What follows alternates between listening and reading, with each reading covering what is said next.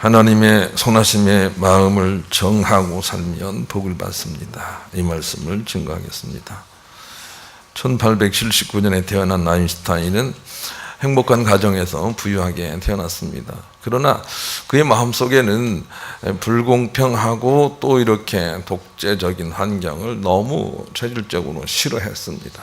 학교에 가서도 선생님이 너무 강하게 하시는 거 싫었고, 또 군대식 가르침도 싫었습니다. 평화를 사모해서 그래서 독일을 떠나서 스위스로 가서 공부를 하게 되지요. 12살 때 그는 나침판을 통해서 저 위에 변하지 않는 힘이 있다는 그 하나님과 만남이 이루어집니다. 그리고 나서 일생 동안 그 하나님을 붙들고 삽니다. 힘들고 어려운 일이 있어도 그 하나님을 의지하고 살아갑니다. 자기의 많은 대적들도 있습니다. 그러나 하나님께 맡기고 살아갑니다. 많은 사람들이 무신론으로 빠져가지만 그는 이렇게 말을 합니다. 무신론이란 있을 수가 없다. 이 모든 것들은 하나님이 펼쳐놓으신 것이 아니냐라고 하면서 하나님 중심의 학문을 계속해 나갑니다. 그렇게 살게 될 때 모든 문제를 풀어낼 수도 있고, 학문의 어려운 문제도 해결해낼 수가 있고, 끝까지 승리자가 된다는 것을 그는 삶을 통해서 우리에게 증언을 해주고 있습니다. 우리가 살면서 전능하시고 선하신 하나님을 의지하고 살지 않고는 어느 한순간도 문제를 제대로 풀어낼 수가 없습니다. 힘들고 어려울 때, 모를 때는 하나님께 의지하고 내어 맡기고, 그리고 붙들고 기도하면서 마음을 지켜 살아야만 풀리도록 세상이 만들어져 있기 때문입니다. 시편 34편 8절에 너희는 여호와의 선하심을 맛보할지어다 그에게 피하는 자는 복이 있도다 그랬습니다. 하나님은 선하신 분입니다. 피하는 모든 자에게 복을 주십니다. 그런데 우리가 하나님을 의지하지 않고 그 선하심을 믿지 않고 피하지 않고 자기 스스로 살려고 하다 보니까 많은 어그러짐과 문제가 있습니다. 정말로 문제가 되는 것은 그로 인하여 어그러짐이 충만한데도 그래도 그 원인을 물고 말씀으로 돌아오지 않는 우리들인 것입니다. 다윗처럼 하나님께 마음을 정하고 살아야 됩니다. 그래야만 삶이 풀립니다. 시편 57편 7절 그는 이렇게 말합니다. 내 마음이 하나님께 확정되고 내 마음이 확정되었사오니 내가 노래하고 내가 찬송하리이다 그랬습니다. 그는 실제로 전쟁을 해도 하나님을 찬양했고, 밤에 자다가도 하나님을 찬양했고, 늘 하나님 말씀 묵상하고 하나님의 선하심을 신뢰하고 살아서 복을 일궈낸 사람입니다. 우리도 이렇게 하나님의 선하심의 마음을 정하고 살아야 합니다. 그래야 삶을 풀어낼 수가 있습니다. 일본 사람이 왜 잘 삽니까? 라고 하는 문제에 대해서 우리가 눈을 떠야 되겠습니다. 일본의 사람들은 다는 아니지만 그러나 대다수의 사람들은 일본 천황은 죄가 없다고 생각하며 그의 말을 그냥 맹종하는 그런 정치 풍토를 가지고 있죠. 그것은 결국은 좋지 않을 것이나 과정에서는 하나님의 방식이기 때문에 그나마 그 나라가 강한 것입니다. 캐톨릭이 왜 강해지고 있습니까? 원래 강합니까? 또 캐톨릭이 전 세계적으로 퍼져 있습니까? 그것도 하나님 대신에 교황이 올라가 교황이 아무 죄가 없다는 것에 그래도 마음을 하나 모으고 있기 때문에 끝날에는 좋지 않겠으나 과정상에는 은혜가 있게 되는 것입니다. 저는 이 부분에 대해서 교황도 아니고 천황도 아니고 창조주 하나님께 한마음 되어서 선하신 하나님 의지하고 살자고 하는 우리들이 그처럼 복을 누리지 못한다는 것은 안타까운 일이라고 할 수가 있습니다. 하나님의 선하심을 의지하고 오로지 한마음을 가져야 됩니다. 그 미세한 하나님과 관계 부분이 흔들리니 자꾸 삶이 흔들리는 것입니다. 로마서 11장 22절을 같이 읽읍시다. 로마서 11장 22절 읽습니다. 시작.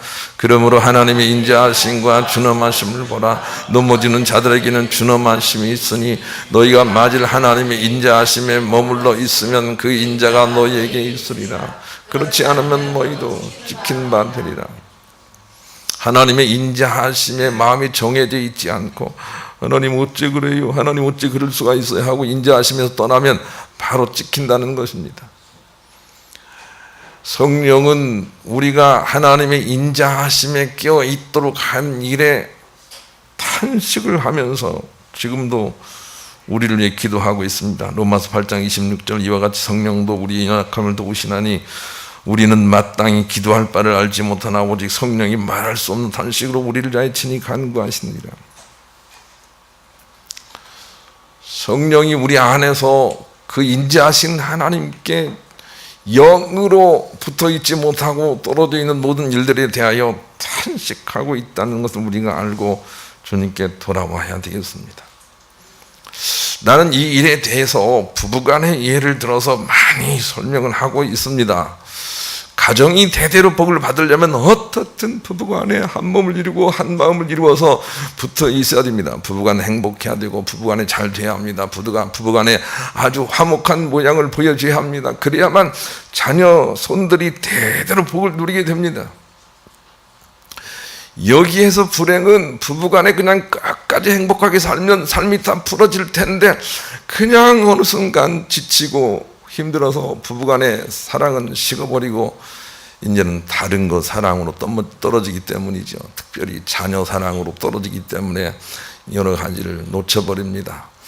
부부간에 계속 사랑을 해야 됩니다. 끝까지 부부간의 사랑을 연출해내야 됩니다. 그래야만 자손 대대로 복을 받습니다. 거기에 핵심이 있습니다. 하나님은 우리와 부부와 같습니다. 우리가 하나님의 신부입니다. 우리가 하나님과 관계로 화목하도록 그렇게 애써내야만 삶이 풀린다고 성경은 그렇게 우리에게 가르쳐 주고 있습니다. 욥기서 22장 21절 이하에 너는 하나님과 화목하고 평안하라 그리하면 복이 내게 임하리라. 네가 무엇을 기도하면 그것은 들을 것이고 네가 무엇을 경외하면 이루어질 것이고 네가 낮아져 있다면 네가 높아질 것이고 네 주변 사람들이 변화될 것이다. 이렇게 말씀을 하고 계세요. 하나님과 화목하고 평안한 것이 모든 문제를 풀어내는 길이라는 것을 우리가 알아야 되겠습니다. 하나님 말씀과 예수님 복음과 성경의 핵심 가치를 한마디로 요약하면 하나님은 선하시다는 것입니다. 그러니 하나님을 의지하고 안심하고 사랑하라는 것입니다. 이것이 성경이 우리 가운데 주는 핵심입니다. 성경이 무엇을 말하는지 우리가 한마디로 요약한다면 하나님은 선하시니 안심하라는 것입니다. 이것을 우리가 읽어낼 수 있어야 됩니다. 여러분, 어떤 사람이 편지를 썼다고 한번 생각해 보십시다. 그래서 편지의 형식을 갖추려고 다 백내 평안하십니까? 여기는 참 날씨도 좋습니다. 다름이 아니었고 하고 본론을 썼습니다. 그리고 나서 이 마침을 하죠. 그냥 끝내는 거 아니고 여기저기 문안 인사를 드리죠. 여기도 잘 되기를 원하고 안부 전해주세요. 이렇게 마치는 거 아닙니까? 그러나 편지가 아무리 길어도 핵심이 있는 것처럼 성경이 아무리 많은 것 같아도 그 핵심이 있습니다. 그런데 그 핵심은 하나님이 선하시다는 것입니다. 이 핵심을 알지 못하고 변두리만 붙들고 신앙생활을 하는 사람들이 예나 지금이나 많습니다. 성경과 복음의 핵심은 하나님은 선하시다는 것입니다. 이 선하신 하나님을 발견한 사람들은 다 복을 받았습니다. 다윗이 복을 받은 것은 하나님의 선하심의 마음이 정해져 있기 때문입니다. 시편 136편 1절로 4절을 또 같이 읽읍시다. 시작. 여호와께 감사하라. 그는 선하시며 그 인자하심이 영원하미로다. 신들 중에 뛰어난 하나님께 감사하라. 그 인자하심이 영원하미로다. 주들 중에 뛰어난 주께 감사하라. 그 인자하심이 영원하미로다. 홀로 큰 귀한 일을 행하신 이에게 감사하라. 그 인자하심이 영원하미로다. 계속 이어지고 있어요. 다윗은 하나님의 인자하심을 발견했어요. 그리고 인자하심에 붙어 있었던 거예요. 하나님의 준엄하심에 붙어 있지 않은 거예요. 하나님 무서운 분이라 생각하지 않은 거예요. 하나님은 인자하신 분이라는 마음, 거기 한 마음을 가지고 믿음의 생활을 했던 거죠. 그래서 복을 받았어요. 하나님은 좋으신 분이세요. 하나님은 인자하신 분이세요. 하나님은 어둠이 없는 분이세요. 하나님 빛이신 분이세요. 하나님 사랑이신 분이세요. 이 좋으신 하나님, 인자하시고 선하신 하나님께 마음이 정해져야 해요. 그리고 어떤 일이 있어도 잘 견뎌낼 수 있어야 돼요. 그래야만 승리하고 복을 받는 거죠. 다윗은 그래서 복을 받은 사람이에요. 요한은 이 믿음, 이 비밀을 발견하고 천국을 본 사람이에요. 요한 1서 1장 5절을 같이 읽겠습니다. 요한 1서 1장 5절. 이 말씀이 정말 제가 은혜를 엄청 받은 말씀인데, 내가 주께 듣고 보고 받고 전한 것은 이것이니 곧 하나님은 빛이시라 그에게는 어둠이 조금도 없다는 것이시라. 그런 내용이에요. 요한이 예수 그리스도 하나님을 만나서 하나님으로부터 보고 배우고 듣고 깨달은 바는 그것이니 하나님은 빛이시고 그분에게는 어둠이 전혀 없다는 것이라는 걸 깨달았다는 거예요. 그래서 요한은 하나님 빛이시구나, 하나님은 선하시구나, 하나님은 어둠이 없으시구나, 이 믿음을 가지고 신앙생활을 해서 정말로 놀랍도록 신비한 은총을 누린 사람이 요한이에요. 하나님의 선하심을 발견하면 누구나 다 복을 받아요. 복을 받으려면 하나님의 선하심을 믿어야 해요. 히브리 11장 6절 읽읍시다. 읽습니다. 시작. 믿음이 없이는 하나님을 기쁘시게 하지 못하나니 하나님께 나아가는 자는 반드시 그가 계신 것과 또한 그가 자기를 찾는 자들에게 상 주시는 이심을 믿어야 할지니라. 하나님께 복을 받으려면 하나님이 좋으신 분이라는 걸 믿어야 해요. 하나님이 선하신 분이라는 걸 믿어야 돼요. 하나님 어찌 그럴 수가 있습니까? 이런 태도를 버려야 해요. 하나님 어째서 이리 오그러지 했습니까? 그것이 아니라는 걸 알아야 해요. 하나님은 좋으신데 내가 좋으신 하나님께 붙어있지 못하고 있구나 하고 자꾸 발견을 해내야 해요. 그래야만 승리의 길로 갈 수가 있는 것이죠. 요셉은 감옥에 들어갔지만 하나님을 원망하지 않았어요. 그래서 그는 마침내 좋으신 하나님의 열매를 거둔 사람이 됐어요.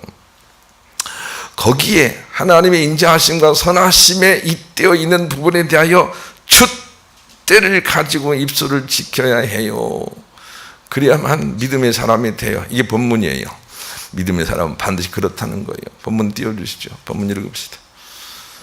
본문 읽습니다. 시작. 그가 친히 보고 들은 것을 증언하되 그의 증언을 받는 자가 없도다. 그의 증언을 받는 자는 하나님이 참되시다는 것을 인쳤느니라. 예수님이 천국에서 하늘나라에서 오신 분이에요. 하늘에서 오신 분이에요. 하늘에서 오신 유일하신 분이세요. 그런데 예수님이 그가 보고 듣고 배우고 알고 있는 모든 것을 증언했지만 사람들은 그 증언을 받지 않았어요. 그 증언을 받는 사람들은 하나님이 참되시다는 것에 인을 꽝 친 사람들이 된다는 거예요. 그러니까 예수님이 오셔서 증언하시는 복음을 한마디로 요약하면 하나님이 선하시다는 것이었다는 것이었습니다. 예. 이거 요한이 깨달은 게 아니에요. 요한 1서 1장 5절. 제가 그 말씀을 듣고 정말로 젊어서 은혜를 받았어요. 젊어서 하나님은 어둠이 없으시구나. 이 사실을 깨닫고 정말 은혜를 받은 그런 부분이에요. 그런데 예수님이 친히 보고 가르쳐 주시는 그 메시지를 받은 사람이 없다는 거예요. 그것이 안타까운 일이에요. 제가 목회하면서도 봐요. 주님은 선하시다. 여기에 뿌리를 내리고 있는 사람이 얼마 없어요. 그냥 조금만 바람이 불리면 그냥 갈대처럼 흔들리고 그러는 우리를 본단 말이에요. 그것을 발견하는 게 중요해요. 우리 그런 마음을 가지고 다윗의 심정이 되어서 봉사 221장 찬양을 통해서 뿌리를 내립시다. 그러기 위해서는 저처럼 기복신앙을 버리고 임의신앙을 가져야 돼요. 32절 본문 32절 읽읍시다. 시작. 그가 친히 보고 들은 것을 증언하되 그의 증언을 받는 자가 저게 무슨 말인지 알겠죠? 이미 우리 가운데 모든 것으로 젖어서 복에 근원되도록 보배로 우리 가운데 계신 분을 알지 못하고 자꾸 복을 달라고만 하더라. 그런 얘기예요. 그의 증언을 받는 사람이 없더라는 거예요. 예나 지금이나 똑같아요. 예수 믿고 복 받으려고 하는 거예요. 그래서 풍랑이 조금만 치면 복 주신다고 내가 믿었는데 어떻게 그럴 수가 있습니까? 하고 교회를 떠나고 하나님을 떠나요. 모든 사람이 다 그랬단 말이에요. 광야의 백성들이 60만 3,550명이 부름 받았지만 2명을 빼놓고는 다 기복신앙을 가졌어요. 하나님이 이거 안 줍니까? 왜 이거 안 줍니까? 이거 안 줍니까? 그랬다고요. 하나님께서 일부러 안 주셨는데, 나를 의지하나 보려고 일부러 안 주셨는데, 그런데 안 준다고 그런 거예요. 그러나 다행히 두 사람만은 우리의 믿음의 조상이 되어서 어떤 일이 있어도 마음을 정하고 나갔어요. 그래서 그들을 통해서 우리가 다시 소망을 얻게 되는 거예요. 여러분, 기복신앙을 버리세요. 이미신앙을 가리세요. 믿음의 천재들은 기복신앙을 다 버렸어요. 아브라함 기복신앙 버렸어요. 요셉 기복신앙 버렸어요.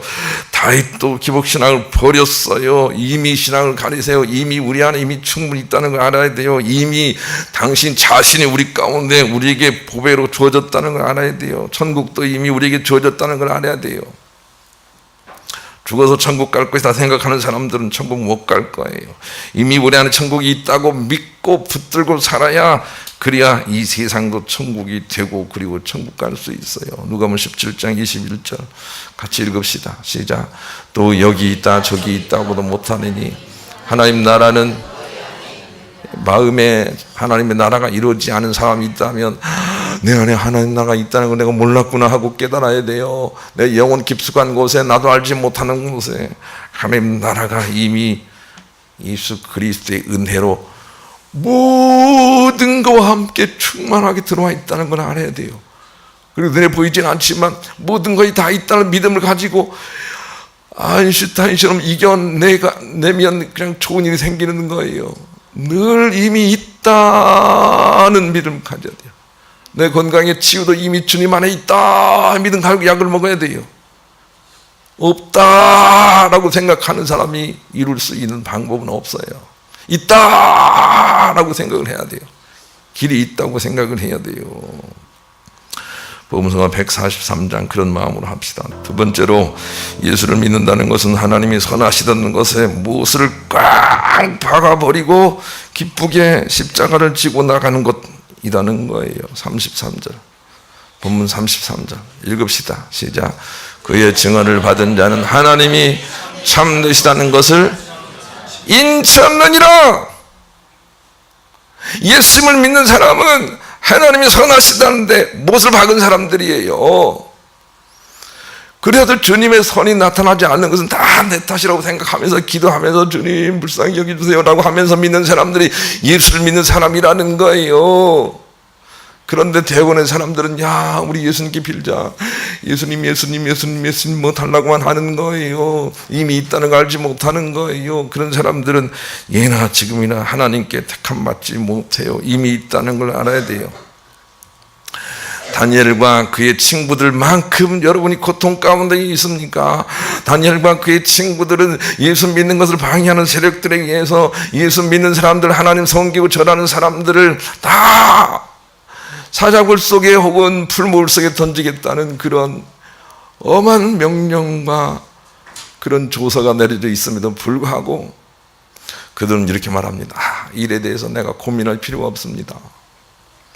이 일에 대해서 내가 고민할 필요가 없습니다. 우리 하나님 그런 하나님이 아닙니다 하고 그렇게 고백을 해요. 다니엘 3장 16절 18절 읽읍시다. 읽습니다. 시작. 사드락과 메삭과 아벳느고가 왕에게 대답하여 이르되 느부갓네살이여 우리가 이 일에 대하여 왕에게 대답할 필요가 없나이다.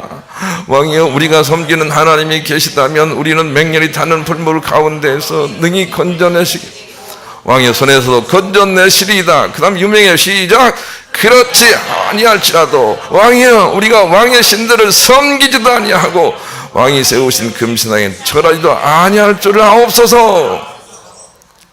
그리고 불물 속에 던져졌단 말이에요. 그랬더니 불물 속에 놀라운 일이 생겨요. 23절 26절 마저 읽읍시다. 시작. 이 세 사람 사드락과 메삭과 아벳느고는 결박된 채 맹렬히 타는 불 가운데 떨어졌더라. 그때 느부갓네살 왕이 놀라 급히 일어나서 목사들에게 물어 이르되 우리가 결박하여 불 가운데 던진 자는 세 사람이 아니었느냐 하니 그들이 왕에게 대답하여 이르되 왕이 옳소이다 하더라. 왕이 또 말하여 이르되 내가 보니 결박되지 아니한 네 사람이 불 가운데로 다녔는데 상하지도 아니하였고 그 넷째 모양은 신들의 아들과 같도다 하고 느부갓네살이 맹렬히 타는 불물 아기 가까이 가서 불러 이르되 지극히 높으신 하나님의 종 사드락 메삭 아벳느고야 나와서 이리로 오라 하매 사자과 메삭과 아벳느고가 불 가운데 나온다. 26절 보여주세요. 25절. 왕이 또 말하 이르되 내가 보니 결박되지 아니한, 풀렸죠? 결박되지 아니한 네 사람이, 세 사람이 더 졌는데 네 사람이 다녀요. 그런데 그 한 사람은 예수님 같더라. 그러지 않나요? 예수님 같더라.